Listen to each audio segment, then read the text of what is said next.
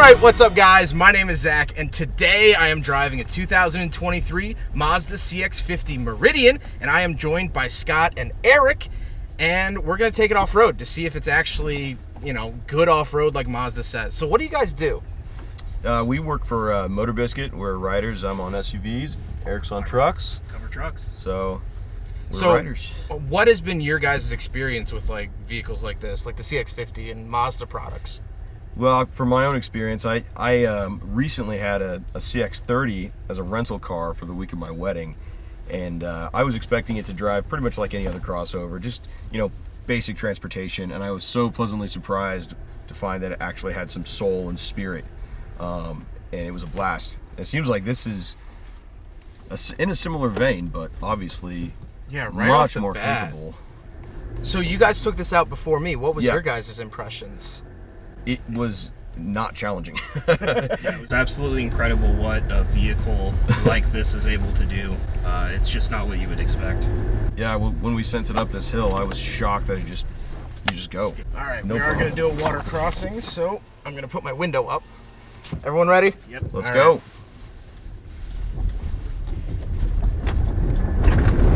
Woohoo! You know what? No spray on the windshield. The Jeep Wrangler, I was completely blinded. Oh, no kidding. Yeah, that was pretty impressive. Interesting. Yeah. Must be the geometry of it. So, Eric, what are your feelings on this then? I've tested the CX-50. I think I tested it last year. Didn't get to off-road it like this, but like Scott said, it's just impressive that Mazda is able to take a crossover and make it feel like a driver's car and still have that bit of enthusiasm to it.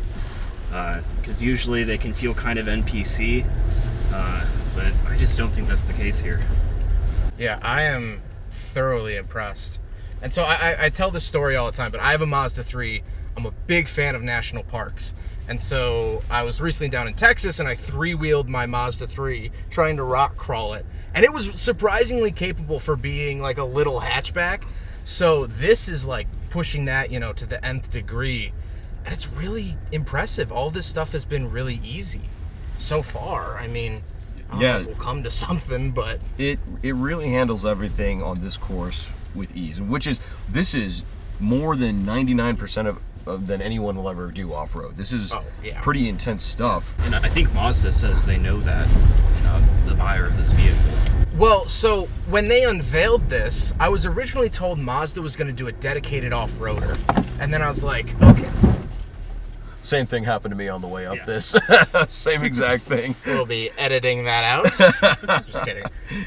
So Mazda said, they're like, oh, we're going to do a dedicated off-roader. And I was like, cool, Bronco competitor. And then they unveiled this, and I was like, But now, okay, it's not a Bronco. We know that. But it's seriously impressive what they have done. Yep. And Mazda sort of switching gears with this vehicle, trying to do, the outdoorsy stuff. They'll sell you a Mazda branded solo stove. Those little, they'll sell you a Mazda branded tent now. They'll do everything. It makes a little bit more sense. Well, and for the person who's going to be commuting and then doing a little bit of this, it makes amazing sense because it's not going to knock your teeth out on your commute. Exactly. When I had it for a week, I did my road test. I really enjoyed how it drove. I love that Mazda keeps fun dynamics in their car. Now, there's a little bit of trade-off with the driving feel. There's a lot of road feel, which is my nice way of saying the ride is kind of stiff and garbage. But I was impressed with how it drove. I always thought that I would upgrade to a CX-50 at some point when my Mazda 3 just gets way too tired. And doing this today, this has really been eye-opening. I'm very impressed. Yeah, I think it's ideal for that kind of weekend camper. Just you could probably get up most trailheads, unless it's too crazy of a 4x4 road. Well, I mean, if there's trailheads that are more extreme than the path we're doing today, it's probably a multi-day hike. It's probably like an experienced, type of thing. Then you get the Jeep. Then you get, you get to cosplay as a Jeep owner and all that stuff and buy all the extra bits. Now, this is going to be interesting because this is a little bit of a rock crawl. It's more aggressive than I always think. All right, let's see how it does. So far, so okay. Wow. Okay. Easy peasy. That was so much better than the 2024 Crosstrek we just did that in. No kidding. Yeah, this did...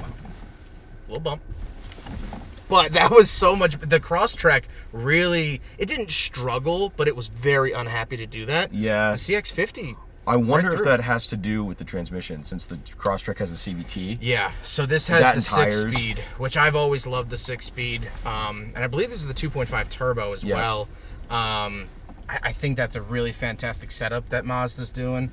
I was talking to someone last night, and he was like, oh, it's such a tired setup. And I'm like, but it works. It does work. Like, it just, it does the job. And it doesn't feel dated. Even though it's like it's several years old, that combo, it doesn't feel like it. It still Right, feels fresh. exactly. It still feels modern. Yeah. Yeah, no, I'm massively impressed with how this is handling everything, and this will definitely be on my buy list in the next couple of years. I might rock crawl the Mazda 3, just one rock too many, and then I'll be at the dealership saying, hey, while you're fixing my oil pan, can I look at the CX-50 again? Well, I don't know if you saw, but someone here has a BRZ on knobby tires. That is the Topher, I think. He has a big Oh, he's here? YouTube... Yeah, Oh, that's yeah. him. Tedward and the Topher, which they both do POV videos. Are they both here? Yes. Oh, Yeah, we gotta yeah. introduce ourselves. Yeah, we were talking at the... Did you guys go to the restaurant last night? Yeah. Yeah. We were chatting last night, so if we see each other tonight at the cocktail hour, I'll gladly introduce you That guys. would be amazing, yeah. We should all do something together. Yeah. Which would be fun. This... Let's see how to navigate this, because there's that root sticking out. There it is. Oh, and we're over. All right, that's not that scary. But yeah, any final thoughts you guys want to share about the CX-50? I gotta say, as an adult sitting in the back, I feel fairly comfortable.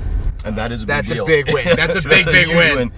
It seems like doing what Subaru does, but a little more refined. Yeah.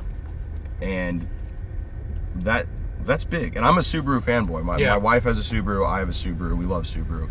But it does the Subaru thing, but the interior is a little nicer. It's a little quieter. It's a little... Yeah, it feels more grown up.